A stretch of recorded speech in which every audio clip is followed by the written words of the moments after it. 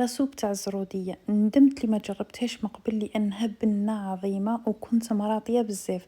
صحية، توجد في 15 دقيقة وبنتها ولا اروع. وشوفوا القوام الكريمي والبنة بلا ما نحكي لكم. جربوها وراح تعرفوا الشي اللي راني نهضر عليه. وبلا ما نطول عليكم هيا نفوتوا المقادير. بسم الله، نبداو في طريقة التحضير. في لاكوكوت درت شوية تاع زيت الزيتون، ونورمالمون ثاني نكون درت شوية تاع الزبدة بصح ما كانتش عندي.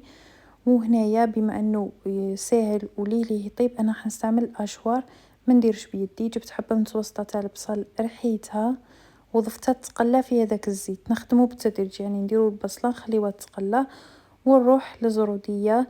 جبت واحد الربع حبات كبار ولا 5 تاع زروديه، قطعوهم وثاني ارحيوهم.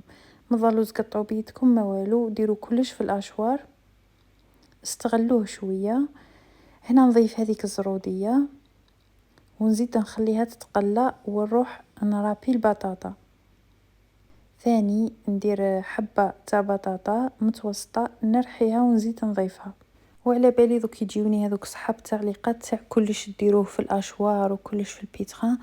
هذه هي خدمته الاشوار باش نرحيو فيه، ماشي لازم نضيعوا وقتنا وحنا نقطعوا في الخضره. نستغلوا وقتنا هذاك في حاجه اخرى. يبان نديروا الحوايج هذو في الاشوار راح يعاوننا بزاف. هنا درت مغرفة تاع الملح، درت رشة تاع الفلفل الكحل، وزدت رشة تاع الزعترة ورشة تاع الثوم، ونخلط المكونات مليح. وزدت مغرفة صغيرة تاع الفلفل الاحمر. هنايا متشحوش في التوابل، ديروا يعني كمية مليحة باش يجي بنين.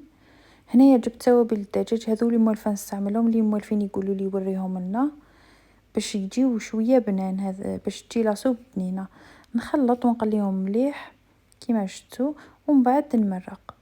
هنا ما تكثروش بزاف الماء باش ما تجيكمش لاصوب تاعكم ماويه وصامطه.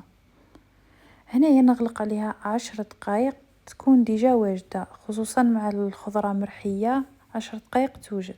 كما قلت لكم هذا سريع بزاف والخضره مرحيه وكلش ما يديش بزاف وقت. هنا جبت حبه فرماج مثلثات وشويه تاع كريم فريش كريمه الطبخ، راح تمد لهم بنه ولا اروع. هذا لاصوب جا بزاف بزاف بزاف بنين، سورتو كي ضفت له الفرماج والكريم فريش. وهذه هي النتيجه النهائيه. هنايا درت نقطات تاع الكريم فريش، وزدت من الفوق رشه صغيره تاع الفلفل الاحمر. وتقدروا ثاني ديروا الدبشه، انا ما كانتش كاينه عندي وتالي كنت درتها.